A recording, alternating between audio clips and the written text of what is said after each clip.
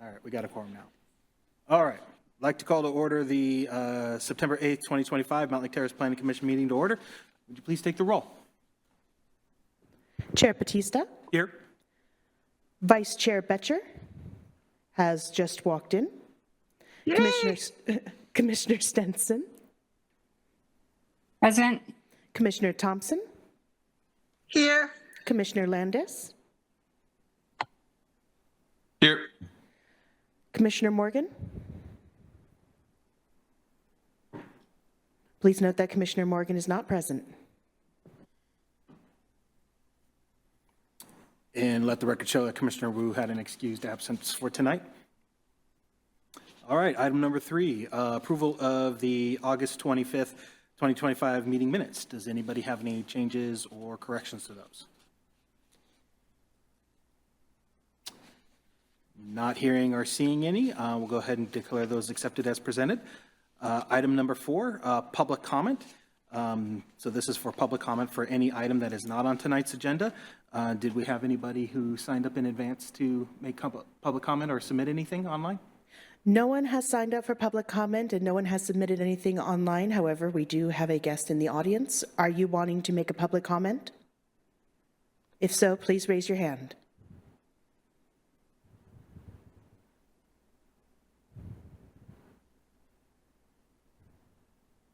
All right, not seeing any indication for requests for public comment, so we'll move on to item number 5, public hearing on draft urban forest management plan.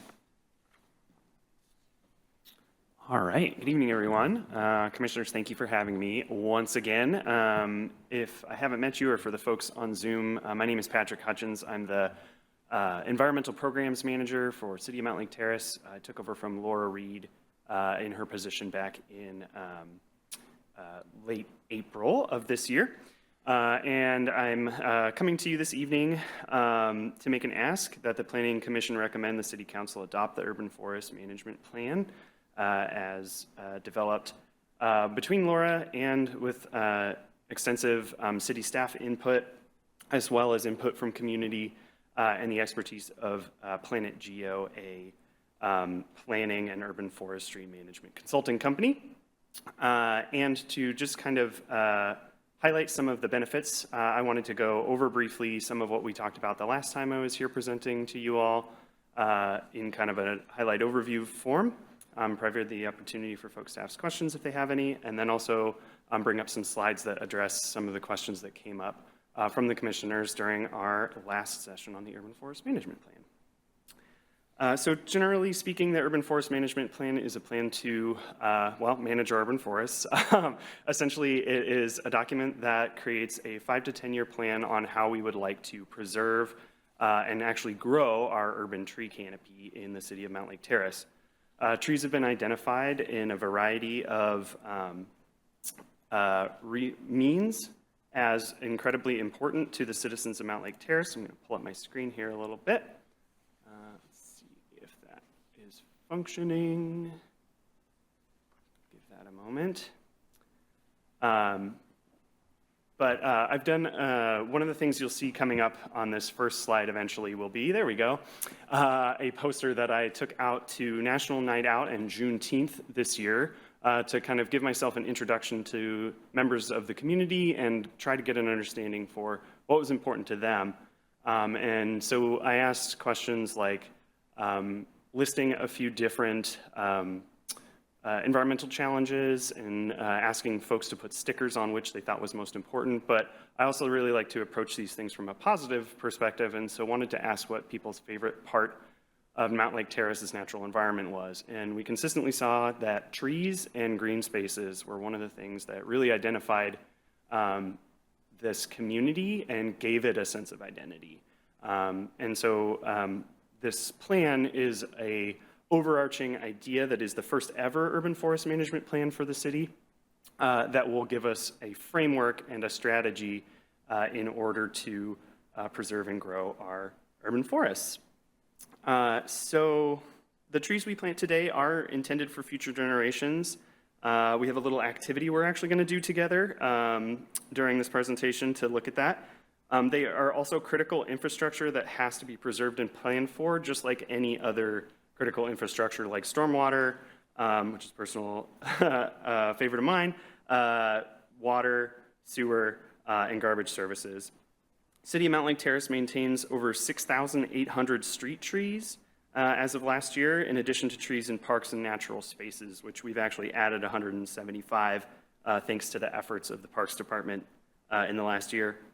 When proactively maintained, these public trees bring long-term value and benefits to the community, and they promote sustainable and resilient future. The Urban Forest Management Plan provides a strategic and a systematic framework for the stewardship, enhancement, and utilization of trees within the urban areas of Mountlake Terrace, and serves as a roadmap to guide decision-making and actions related to the urban forest, while also integrating with city initiatives in support of economic development, transportation, parks and recreation, urban planning, and the goals of property owners. Trees provide a lot more benefits than just looking nice. They provide mental health benefits. People without views of nature from their desks claimed that 23% more sick days than workers with views of nature in one study. So you can, I'll have to get some more information about why that happens at my desk. But they also provide wildlife habitat. So planting and protecting trees provides habitat for hundreds of species of birds and small mammals, as well as insects and other invertebrates. Trees provide large amounts of energy savings through their ability to shade buildings. So residents and businesses can save up to 50% on hot days, which we are seeing increasing numbers of, particularly lately. So imagine your energy bill going up twice because we lost a lot of trees. Not a great opportunity. Roadside trees also clean our air, so they reduce nearby air pollution by more than 50%. So we're seeing, especially with folks who live close to busy roads like 212th or 220th or I-5, the trees in proximity to their homes are actually cleaning the air for them. So it provides a health benefit in that regard. Trees are also critical stormwater infrastructure. Contiguous tree canopy is estimated to intercept 4 inches of rainfall over an acre in a typical year. That's about 108,000 gallons. If we didn't have those trees, all of that water would move through our storm system, which we have a robust storm system, but it can only handle so much water. And the more it gets used, the more it needs to be maintained, representing an increase in cost. And then on top of all this, trees provide the larger benefit of carbon services that provide major benefits for the world over through their ability to absorb CO2. In 1 year, a single acre of mature trees absorbs about the same amount of CO2 produced by a car that has driven 26,000 miles. So it's pretty significant. And so based on these analyses, we find that trees within the city of Mountlake Terrace provide $2.5 million annually in services of different types. But cultivating a resilient and diverse urban forest requires a thorough understanding and active management of the population. Like I mentioned before, in 2024, we conducted an extensive inventory and documented 6,830 trees on public property within the city. So you can imagine the overall count is much, much higher than that. We found that the publicly managed inventory trees consist of 89 unique genera, so one level of relationship up from a species. So you can think dog and wolf, one genus, or genera is the plural, but each of them is a different species, and approximately 255 different species or cultivars. So we have a relatively diverse canopy, but we find that some species are overrepresented, and in many cases when they are more abundant, they are the species that are not as healthy. So we find that maples and cedars, as well as trees in the genus Prunus, which includes cherries, plums, apricots, those kinds of things, are a little overrepresented, and we could do some work to diversify our canopy a little more to increase its resilience. Speaking of resilience, trees are not the only ones that benefit from a diverse community. We also recognize equity practices in this urban forest management plan by looking at a tool called the Tree Equity Score, which we'll go into in a little more detail in a bit. But it's a score out of 100, and the city as a whole is listed as an 87 out of 100, with pockets of lower tree equity scattered in different census tracts that generally speaking line up with places where higher concentrations of people of color and people in differing income classes, as well as higher rates of disability and program access occur. So there is a lot of opportunity, and the plan makes a distinct effort to plant trees in those priority areas.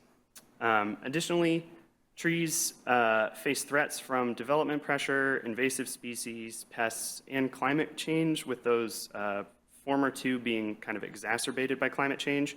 And so we know that we really need to make an effort to plan for the future while considering what we have.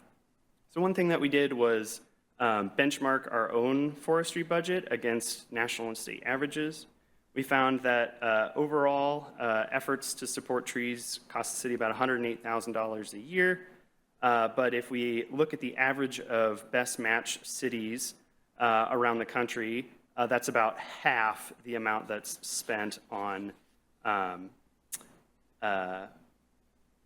urban forestry practices in those average of best match cities.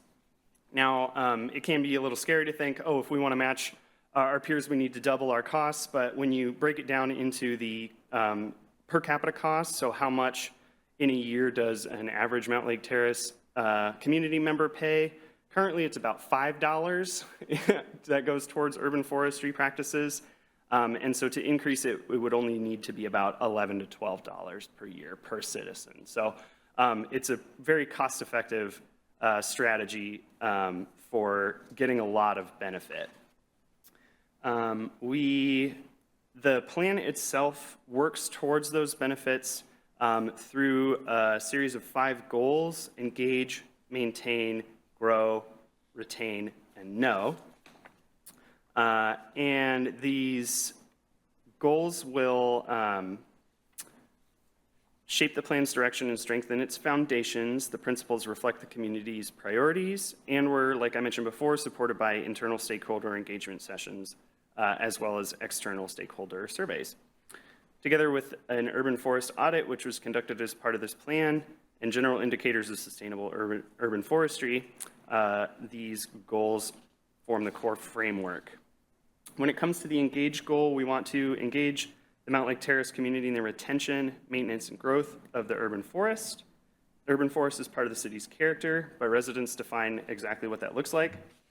For this plan to succeed, community needs to understand the plan for the urban forest and participate in it. So that's why I have public hearings like today. We have several objectives in this engage goal. One, to develop and implement an urban forest outreach strategy.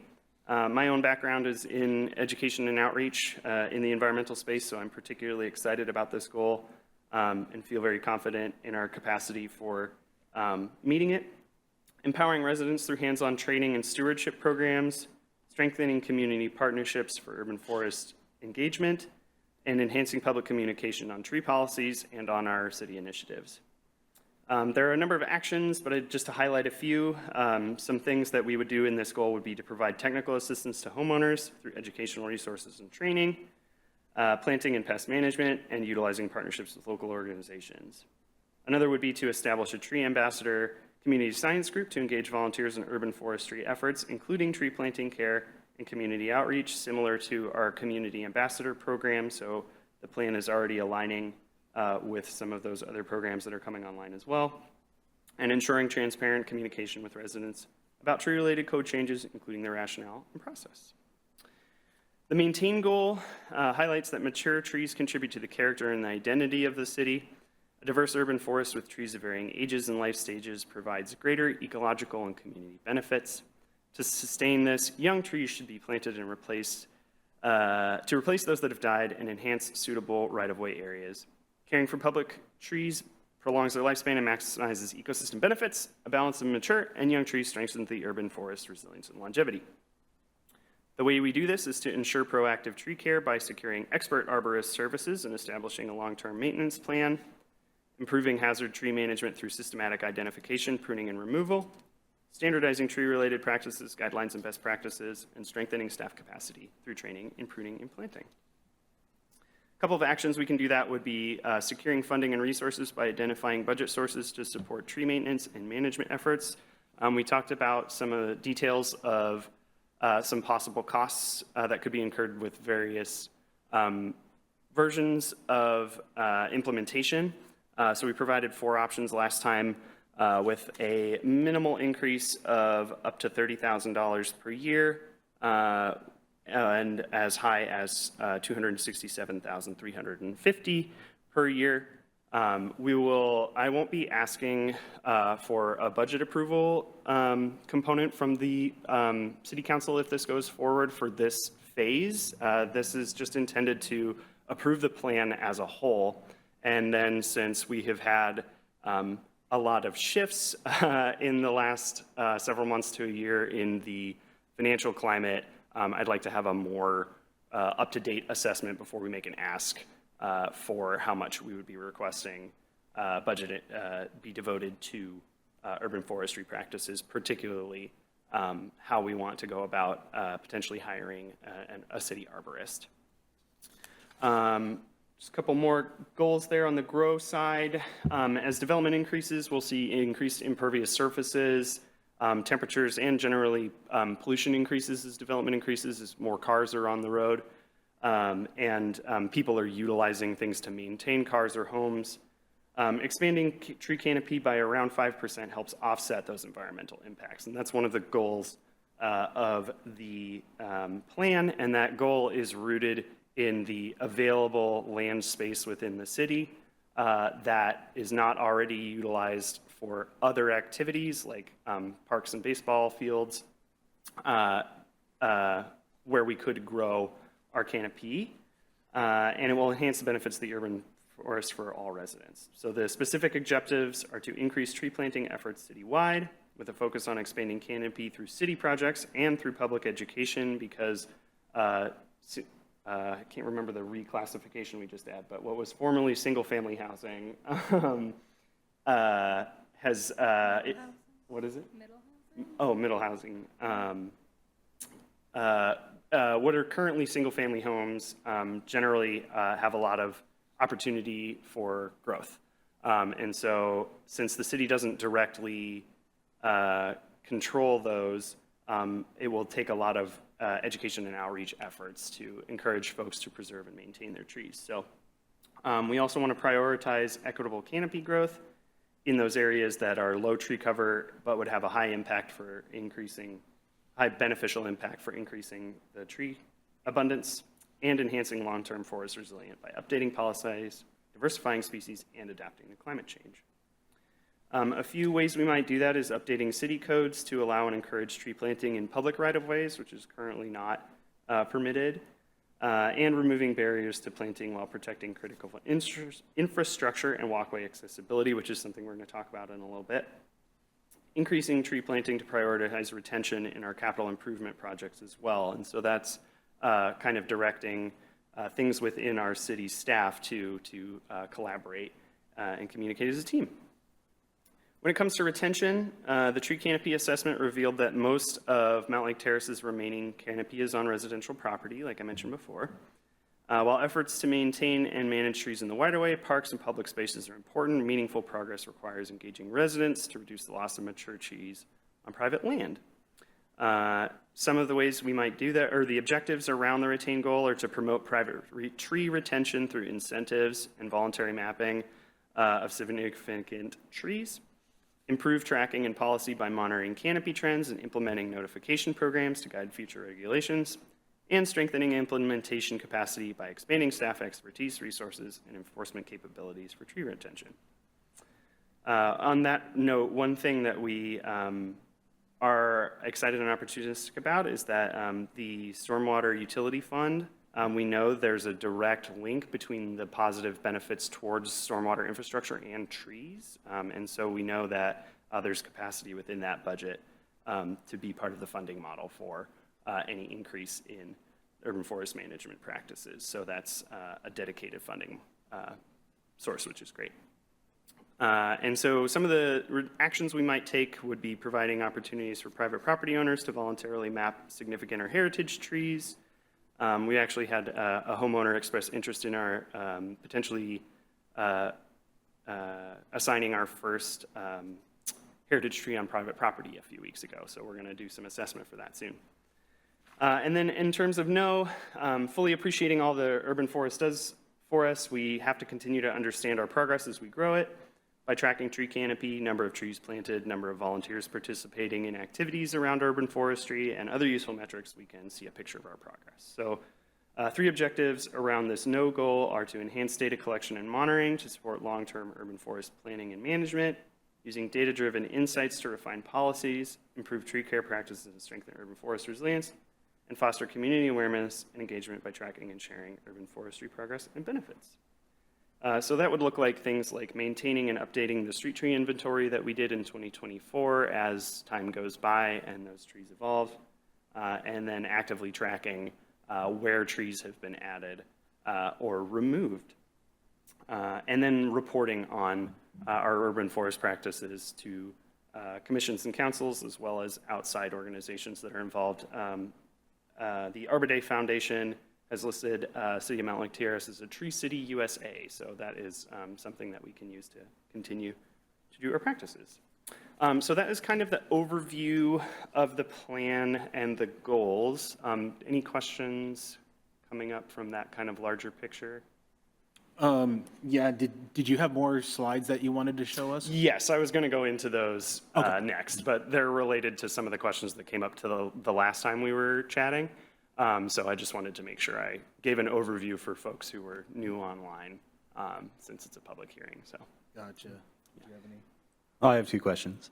One, you mentioned that you're tracking the addition and subtraction of trees in public right-of-way and maintenance. How is that data stored and made publicly accessible? Thanks for asking. Yeah. So we have a full, the full tree inventory is available on the city's website. You can Google City of Mountlake Terrace tree inventory 2024, and it'll pop up. When we do another round of it, we'll update that again. And then we're also working with a couple of my partners in the engineering department are working to get us a new asset management system, and we're going to include trees and their maintenance status in that. So as that resource becomes online and becomes available, we'll utilize that. Okay, is that just a straight-up database, or are there like GIS layers, or it's a like kind of a bespoke system that's kind of, my understanding of how it's going to be utilized is more like a GIS layer, but with a little bit of like complexity and additional data that our GIS itself can't provide. Okay, so it'll be available for further analysis and things like that. And you mentioned you found some room in the drainage budget for trees because of the benefit that trees provide. So it sounds like you've done some analysis of like, when you started talking about the benefits of trees, you threw out a lot of numbers like, 23% more absenteeism for people who can't see trees, or, certain amount of urban heat island mitigation. Do we have, it sounds like we might have some specific numbers specific to Mountlake Terrace for some of those benefits in terms of drainage. Absolutely. Do we have any for any of the other benefits you mentioned? Yes. I have a slide for it too, actually. But generally, in terms of stormwater, it's actually the majority of what's listed in that 2.5 million total. So about 2.2 million of that is in stormwater services. So essentially, every tree is a water tower. It's basically a giant vertical detention facility. And so it can be placed at much higher densities than if we were to be digging in the ground and creating the kind of horizontal detention facilities that we see under infrastructure. In terms of air quality, trees provide about $136,000 in benefits. In terms of carbon services, it's about $116,000, dollars in benefits. And one thing I really try to highlight whenever we look at the dollar value of these things is that they're often underrepresented because of those kind of secondary knock-on effects that are really hard to quantify numerically. So related to the 23% increase in sick days, there are also mental and emotional health benefits from folks who are looking at outdoor spaces with forests or other plants. And so we know that if people are more relaxed and calm because they are in these like natural spaces that are naturally soothing, they're less likely to have mental and emotional health crises, which means that there is less demand on first responder services like police and fire and EMS in order to respond to those. But it's very hard to make that direct correlation because the kind of complexities of it. But we know those benefits are there. We just can't put numbers on them. So it goes above and beyond even what we're able to articulate specifically. Did that answer your question? I think the question is more like, we've got, when we're doing the budget ask, like we've got a certain amount of money in the tree, like that, is offset from drainage by providing trees, which sounds more like, sort of a synergy between the two. That sounds like it was done as part of the analysis. It's like a specific value to Mountlake Terrace. I was curious if there were other ones that were done specifically to Mountlake Terrace. For example, like I think we will have hotter summers, and so being able to provide natural shading and also reducing the urban heat island effect, I think will have a quantitative effect on like the reduction of total energy that the city uses and the ability of buildings, and maybe even city-owned buildings, to reduce like expenditures on mechanical systems and other things like that. I was curious if that analysis had been done as part of this, but it sounds like there's probably a gradient of like, the drainage is probably really easy to quantify. Number of sick days is probably very hard to quantify for Mountlake Terrace, and then there's some things in the middle. But I think if there are other things that we can like quantify not only the value, but also like the impact on other plans that we might have or other demands that we might be made of buildings in the future, these kind of things like that is also like a really good benefit from this plan. Absolutely, yeah. So we have not, the plan doesn't analyze heat costs or heating costs specifically. So that's another component that we can look at in the future as we're continuing to evolve the plan, because the intention is to, as the climate changes, but literally and metaphorically, we need to update the plan. So I think that would be a really good one to analyze, especially as like we're noticing it's being particularly relevant, but it's not contained in the plan as it stands right now. It is good to know that we are noting in the plan the 50% reduction in costs on hot days, because we can use that as a broader benchmark of, hey, if we plant trees around future buildings that are constructed by the city, especially on the south and west sides, we could potentially reduce the electricity costs by about half. And so even that small piece of information is a really good tool. And since this is a very early document, since this is our first urban forest management plan ever, that's a good place to start.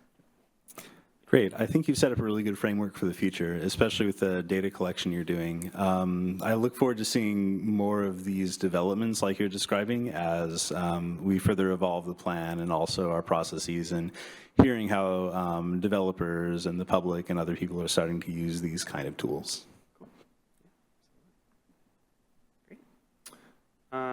So as far as moving into some of the questions that we had and some of the things we were kind of discussing as a whole, one of the big things that has come up frequently in my communications with community members is the concern that trees are just like at the end of their life, especially like our large trees, and so they need to come down. And so I wanted to highlight a few of our different species. These are just our native trees. So we have a number of native and introduced species, not all of which are necessarily problematic. Some can grow very successfully without causing any harm to the ecosystem, but I like to highlight the native species. So in the top left, you have the Douglas fir, and I was curious to make this a little more active and participant since it's 7:30 on a Monday. How long do you guys think a Douglas fir can live? Do you have any thoughts or guesses? 50 Yes. years. Guess 150 or 200 years, but that might also just be the height of the tree. Okay. So Douglas fir typically lives, and these are averages, between 500 and 1,000 years. So then how about a Pacific madrona? Any guesses?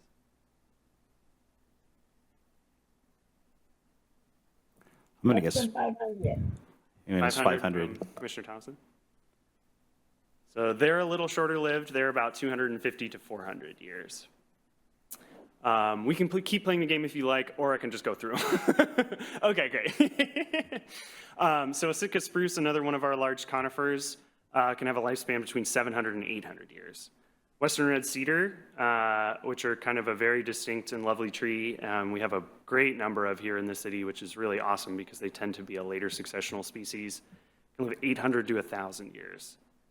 Mountlake Terrace is also really blessed to have a lot of western white pine, which is a species that's declined significantly in Washington in the last 100 years, mostly due to a disease that was introduced from the East Coast through lumber imports. But those trees can live 400 to 600 years. And our shortest lived of these examples is the black cottonwood, which we mostly see in our riparian areas, like around Lake Ballinger, and they live 80 to 100. So when we are able to preserve these trees, we're able to preserve things that will last well longer than we have even been a country. And so when we plant a tree, we potentially leave a 1,000-year legacy. And also just to highlight, these are averages. Many of these species can live even longer, with things like western red cedar possibly living into their 1500s. And then when these are in forested spaces, they can provide ecosystem services related to stormwater and habitat diversity, even as they're dead on the ground for another 1,000. So they're a really incredible resource. Just highlighting how young some of those trees are. I found this really cool aerial photo of Mountlake Terrace from 1936. So I tried to line these up as well as I could. They're not perfect. The photo on the left cuts off right about, my mouse is moving slow, right about where you see the top left clover leaf for I-5 there. But you can see that the city was pretty heavily cleared up until the 1930s, and then even after that was cleared even more for development. So most of our trees are only somewhere between 70 and 100 years old. And so they're kind of in the prime of their life, even when they're quite large. And so if we see issues with health around them, it's often because they could benefit from some of those arborist practices. So that really highlights just how important it is to do the work to preserve the trees that we have, because they are really in the prime of their life. They can grow for much longer than any of us will be around. Oh, yeah. Looks like there's a question from Commissioner Thompson. Island in the overcoat, that's even cleared? There's no trees there either?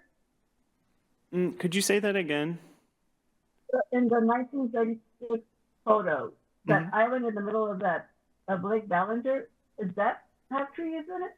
Yeah, that was, Edmount Island was cleared to basically make a resort home for the family that originally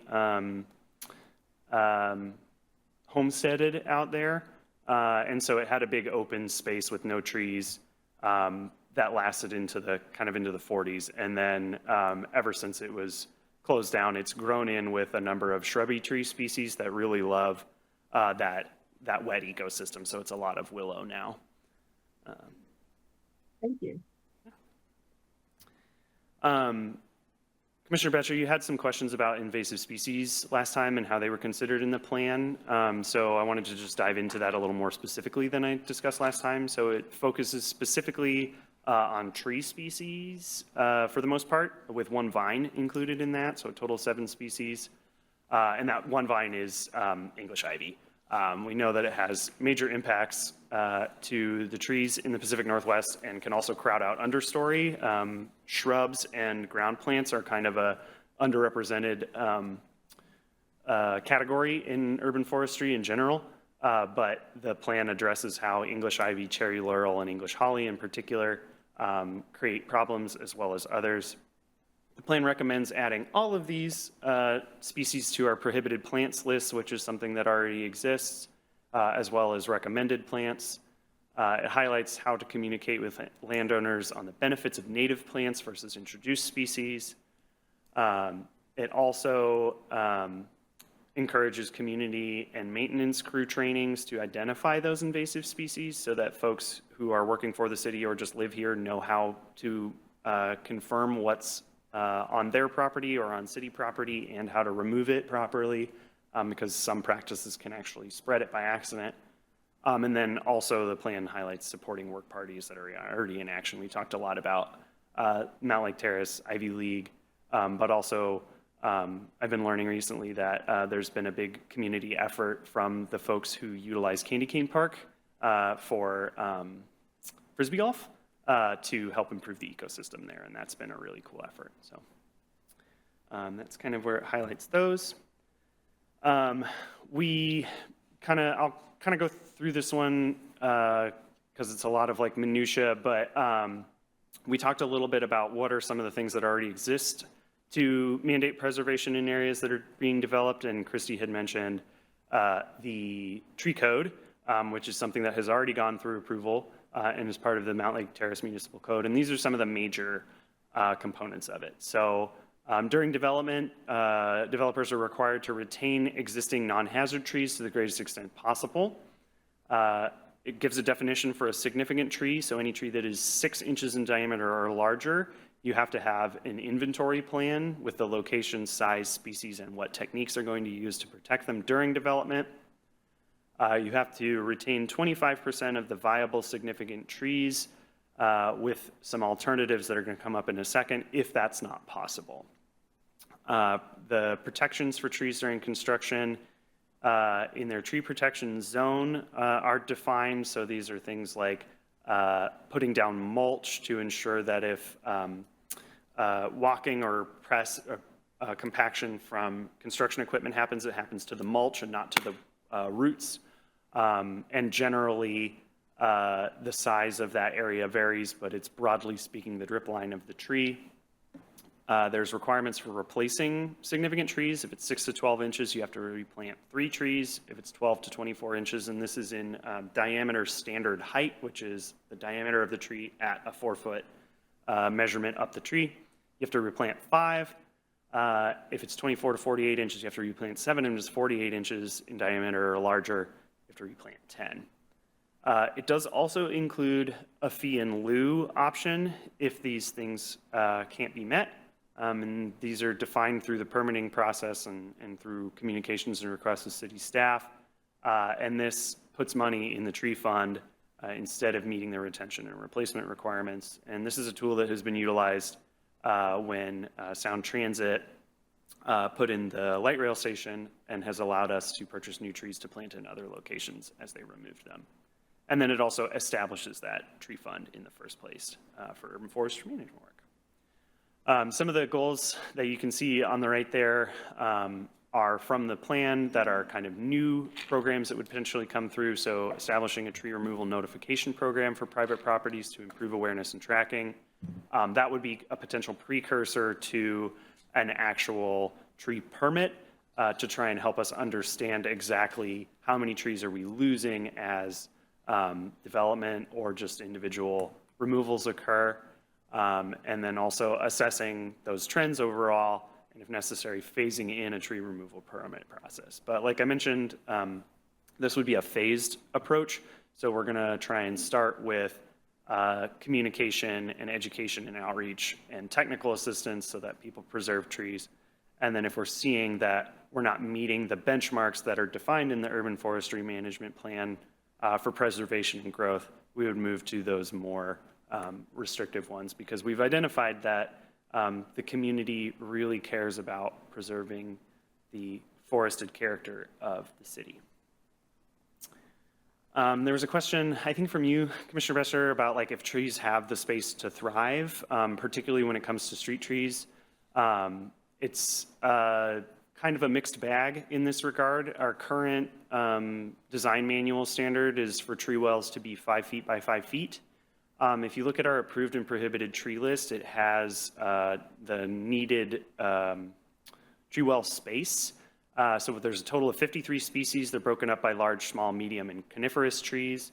Only 22 of the total 53 have a 5-foot or less recommended minimum tree well size. So that means that 31 of them are too big to fit in our standards. So there's a little bit of a friction there that could be addressed through efforts within the engineering and planning departments to update our EDM and our code, which would help diversify the type of trees being used and also the size. In the long term, exploring narrowing roads and widening planters would also help address those issues. But that's a many people working very hard and collaboratively effort. So it's good that this is bringing these things to our attention now because we can work on that. There's also the prohibited tree list. So there's 12 species on that. It's a mix of native and invasive species. Some of the reasons native species might be on there is they are known to throw limbs or fall down, or they are particularly inclined to intrude their roots into stormwater or water infrastructure. So those are good to be aware of too. And all of these are available on the city's website, so we're keeping that transparency high. And the tree you can see there is just one that has started to outgrow the current size of the grate. And these are designed to cut away so that you can allow the tree to grow, but it just hasn't been done yet. And this tree has been in there for about 12 years, so there's some time. There was another question about requiring suspended paving. The short answer is no right now. This is a system that can allow tree roots to penetrate. Designing and producing suspended paving can add a lot of costs. So one of the things that we kind of discussed in our current engineering design manual updates is, could we require tree root barriers on the edges that go deeper into the soil than standard and then not compact the soil below the tree? So that would encourage the roots to grow down, which also would encourage them to get closer to the water table if it's low, while also not having compacted soils, which we know reduce the amount of capacity for the tree to be able to absorb nutrients and water. So we aren't looking at suspended soils, suspended paving specifically, but we're kind of exploring a few different ones. And so you can see the extensive notes and discussion happening on this shared document. So it also potentially has, this practice would potentially have the benefit because the contractor would have to compact less area, which is a time and labor intensive process, and it requires testing as well. And so it might represent a cost and time savings. So it might be a positive benefit for developers and a positive benefit for trees. So we can have those mutual positive impacts. Real quick, on the last slide, the text is too small to read. I'm just curious, as part of the exploration, is it things like silva cells that would help suspend the sidewalk? Yeah, so suspended silva cell is a specific brand of suspended paving. And so we, right now, and we're intending to do EDM updates periodically, like every 2 to 3 years, I think was what we had said.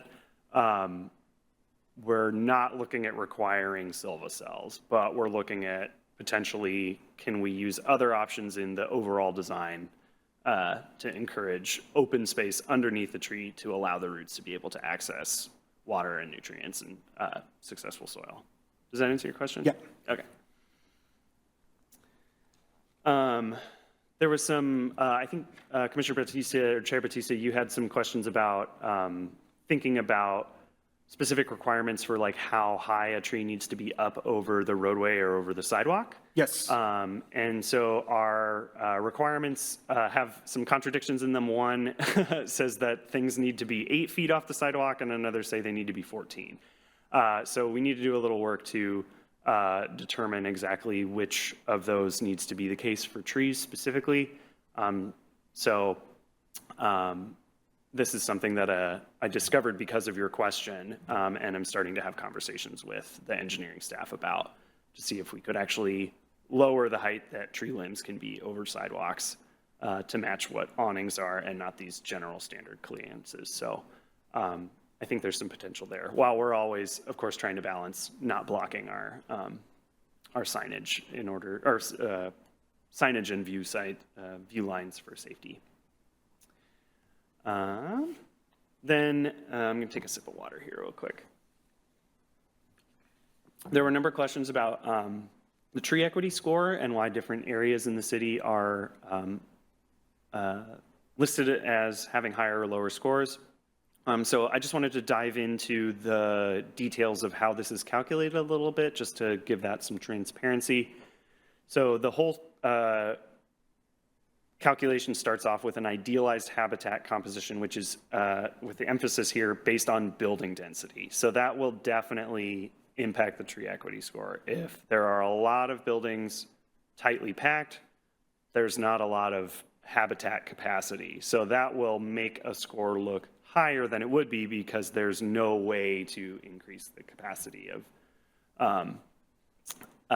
the trees. So when we talk about areas like that top right corner that's 100, even though it's heavily developed, that's probably where some of that comes from. So it doesn't eliminate the value of the score entirely. It's just one of the factors that plays into it, because you also take into account the existing cover and you calculate the difference between what you could potentially put in and what's already there.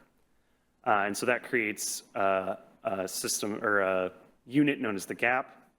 You calculate the heat extremity and the disparity in that heat from average. And then you calculate a priority index, which is considered E in the equation. And that includes factors like age, employment, health burden, income, linguistic isolation, race, and then that heat extremity again. And then you calculate the score overall from there. So each of those factors can have impacts that increase or decrease it. And we do see that areas that have more open space tend to have those lower scores, and places that are more developed have a little higher. So, but this is a standardized practice that's used throughout the country. You can actually go on, Washington State has been developing this pretty heavily, so you can go on the Department of Natural Resources website and see these for yourself, and kind of go through some of those details too. So while this isn't a perfect tool, no tool is a perfect tool, and this does give us kind of an overall sense from a kind of 30,000 foot level of where our priority areas might be. And then through the experience of folks who live in the community, we can also say, hey, we know that from our personal experience and our lived experience that there are benefits over here as well. So that's kind of the positive of leveraging both data and lived experience. Yeah. So I had some questions about that. So basically you take each of the chunks that you've got on this map here. So like we've got one, like that 94 square that is east of 60th and west of 48th and north of 228th and south of 220th kind of in general. So you take that entire chunk, you look at the building cover and the tree cover, and you figure out how many trees are missing based on that number for the entire chunk. Mm-hmm. And then you multiply it by a factor for some socioeconomic factors and also how hot it gets. And then that's how you determine the tree equity. So we could make our tree equity score go up by, say, taking a chunk of Gateway and putting like a Terrace Creek Park in there, like very concentrated. Like it could be possible to game the system that way. Like you could have a central park as opposed to distributing it throughout the square you've got there. Yeah, that's true. And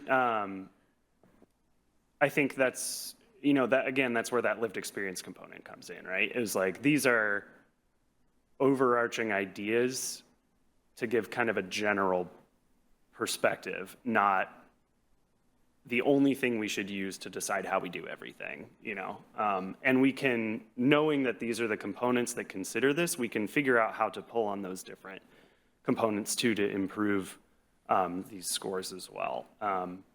So I know just personally, I would rather see things more broadly distributed because that's going to create the greatest benefit in terms of ecosystem services, in terms of habitat corridors, in terms of ability for trees to spread out, because we could potentially benefit from trees just recruiting themselves. We mentioned a couple of times last time we were talking of a goal of planting about 167 trees a year to meet that 5% increase. But we don't actually have to plant them. That many just have to start growing each year. And so if we can encourage private property, public right-of-way space, public property, park spaces to have natural recruitment of trees, then we don't actually have to do or pay anything for those trees to come in. We just need to do the work to maintain and encourage their growth. So, yeah, just to be really clear, like the way I would approach this is a tool for us to help understand what communities are most likely, what neighborhoods within the city are most likely to benefit from an increase in trees, and then how we actually do that is more based on our personal and I think experience. and I think that would be a helpful thing to summarize for us, because I know we're going to look at this map and like my first thought is like, you take that 80 there and then you just put a central park there and you solve the problem. And then the 100, like up in the northeast corner of the city, as you pointed out, is also kind of a data artifact because it's basically covered in buildings. But it's okay because, it's 100, right? And then I also wonder if Lake Ballinger, maybe they should have just cut out the lake. Because I wonder if that's like subtracting from the, half of that is like a lake. And then the 94, sort of in the center where I started, half of that is a park. But then that's another one where it's almost like a central park. Some of the trees are there and some of the trees are not. If we were to look at this analysis in the future, I think this is a helpful tool for us to start, and the methodology is helpful, but as we're looking at sub-area planning, I think this would also be kind of helpful for us to not only see this, but also kind of acknowledge the limits, because I think we're going to probably have some questions about, the tree canopy, but it also kind of as it relates to parks. Is one of the questions is, where do we want new parks? There's also sort of a park lack of equity analysis there that I think dovetails really well with this. So I think this is a really helpful starting point, but I would be interested to see future refinements of this methodology and future analyses we're looking at as we're doing sub-area planning, because I think that'll help us start to target a lot more, what are the expectations of these kind of areas? Is it right to chop up the areas like this? I think there's some questions we have about that. Yeah, and this was done based on census tract. So, as a city, we could go into a much more detailed version of this if we want to do those analyses down the line, I think. Yeah, and I appreciate your comment on that, and I totally agree. So.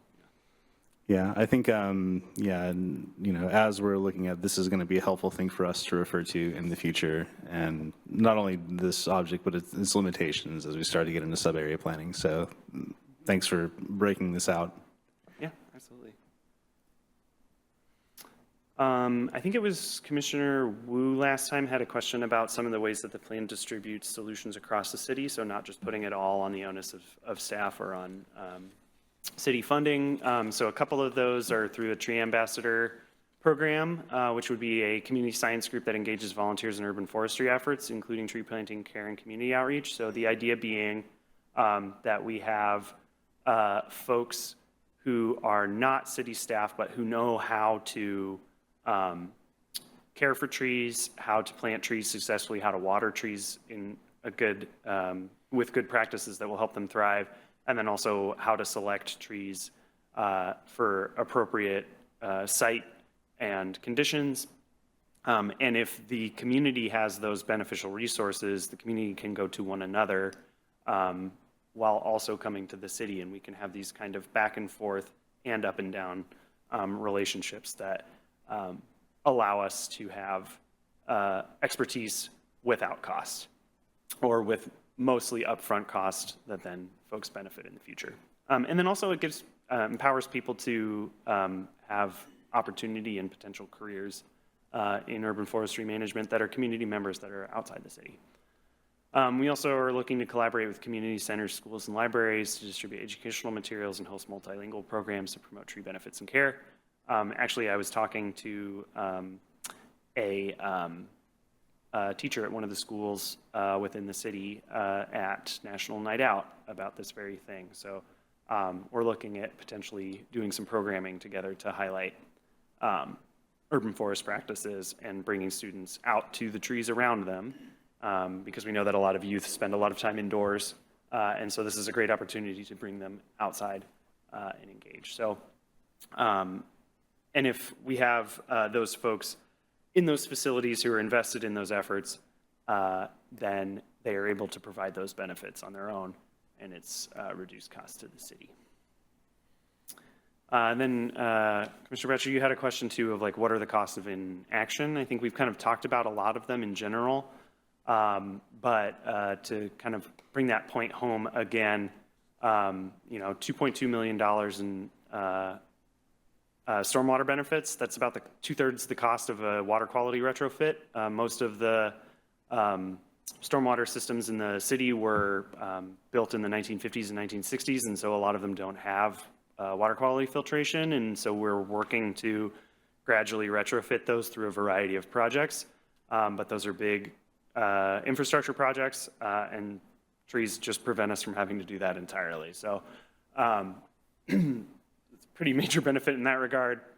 And like I mentioned before, the graphic that you see on the screen doesn't include those cost savings from passive cooling or mental and health physical services diversion.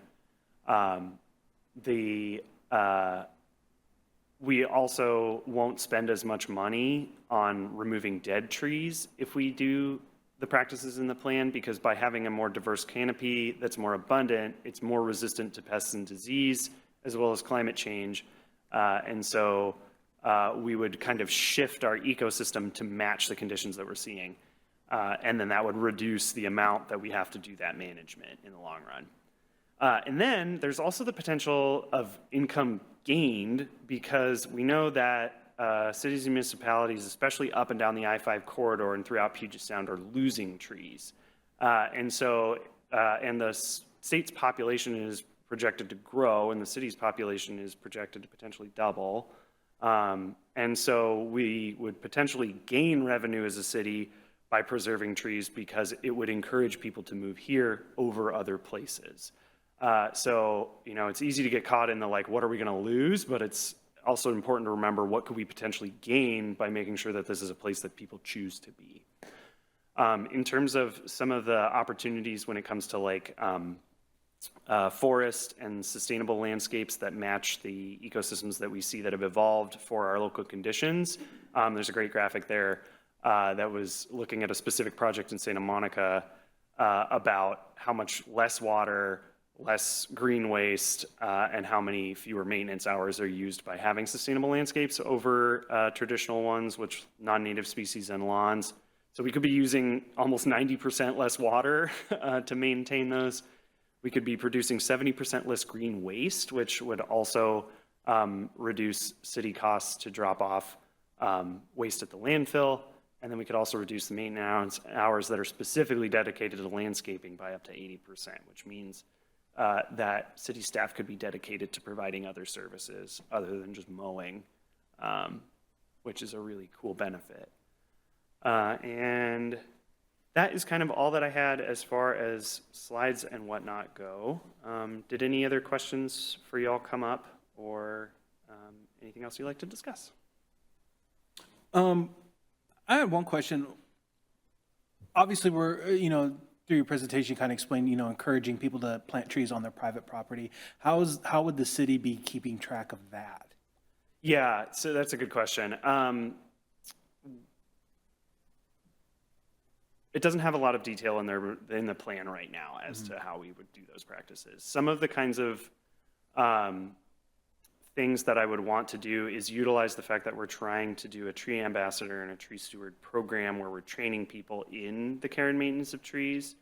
And through that relationship building that occurs as we're going into community and saying, hey, I'm a resource for you to learn how to care for your trees.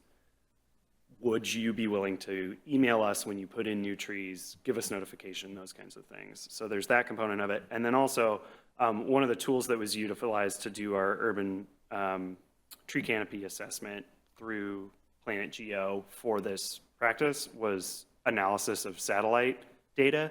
And so we could continue to do that practice on a periodic basis. And that would tell us, did we lose canopy on private property? Did we gain canopy on private property, or are neutrally benefit? And there is some of that analysis from 2018 to 2024 in the plan. So it demonstrates that we can do it even on private property. I mean, the first thing that comes to mind, something simple that where it would be easy to track is like, hey, you want to plant a tree? It's a free permit. Just you apply for the permit. We've got a record of it. We can add it to the list. That being said, a lot of people do stuff without getting a permit. Things worse than planting a tree, but, we could obviously have that program, but, we couldn't, those numbers wouldn't be 100% reliable because I'm sure there would be plenty of instances where people were planting trees, weren't even aware that they needed a permit, so. Yeah, that's a great idea. We did also kind of experiment with the Trees for Terrace program where the city provided free trees if people planted them on their property and agreed to water them appropriately for the first 2 years. So that could be another way that we could track, is to kind of continue to expand and explore that program. I know that we do the tree inventory for, trees in the right of way. Is there any kind of program that allows people to voluntarily provide tree information for their private property? Not currently, but we could, and that's one of the recommendations in the plan too, is that voluntary notification program. And if we're going to ask for people to notify when they remove trees, I think it would be beneficial for us to also ask when they plant them, and then we can have that those resources in a database as well. I will say that as a lazy gardener, sometimes the trees plant themselves. Yeah. So I hope they don't have to file their own permit. I think the last slide you showed is a pretty powerful graphic. The trees save us $2.2 million of stormwater infrastructure. I think that's a pretty good thing to communicate when we're figuring out a budget. Because I think that, you've done a pretty good job here of sort of mapping those connections that sort of one thing improves another. So I think that's a good slide to end with. It's not really a question, more of a comment. Thank you. I also want to give a lot of credit, particularly to Laura, but also to CED and everyone that you worked with, because this really was a collaborative effort. So thank you to everybody. All right, does anybody else have any questions? No questions, just also want to comment on the great information and the good slides that the picture says 1,000 words. They bring the message home. Thank you. Thank you. All right, I am not hearing or seeing anybody else, so at this point, I'm looking for a motion to open the public hearing. Motion to open the public hearing to recommend approval for the. Jumping ahead. No, just open the public Sorry. hearing. Motion to open the public hearing for the Mountlake Terrace urban forestry plan. All right, I have a motion. Do I have a second? Second. I have a motion and a second to open the public hearing. All in favor, say aye. Aye. Aye. Aye. Aye.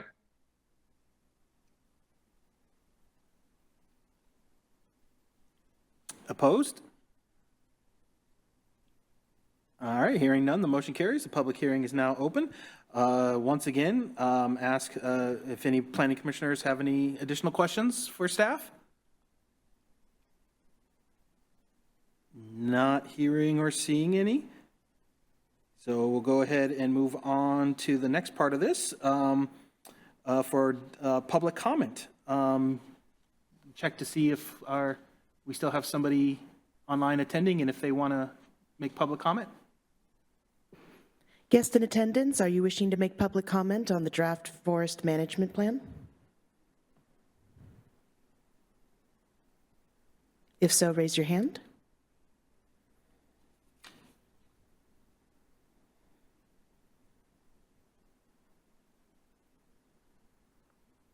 No response. Okay, so we'll move on to the next part of this. And just double checking, did we have any written testimony? No written testimony. All right, so I'm looking for a motion to close the public hearing. Motion to close the public hearing? I have a motion to close the public hearing. All in favor, say aye. Oh, sorry, and a second? Second. I have a motion and a second to close the public hearing. All in favor, say aye. Aye. Aye. Opposed? All right, hearing none, that motion carries. Any additional planning commissioner discussion?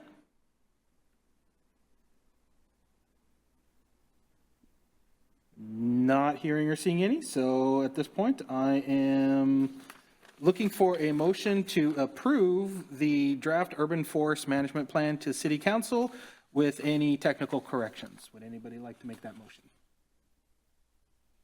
Motion to approve the urban forestry management plan to city council with technical corrections.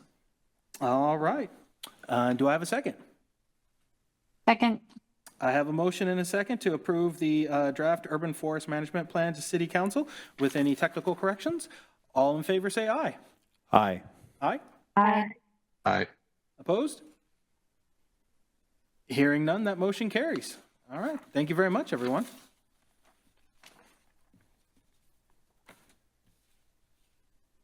So it looks like we are moving on to the next item of the agenda then. So thank you again. It's a good presentation. All right. Thank you. Okay, item number 6, director's report. There is no director's report this evening. Okay, so item number 7, miscellaneous business by call of planning commissioners. Does anybody have any miscellaneous businesses? Any known absences or anything else coming up? Not hearing or seeing anything, so I'll go ahead and declare this meeting adjourned. Thank you very much.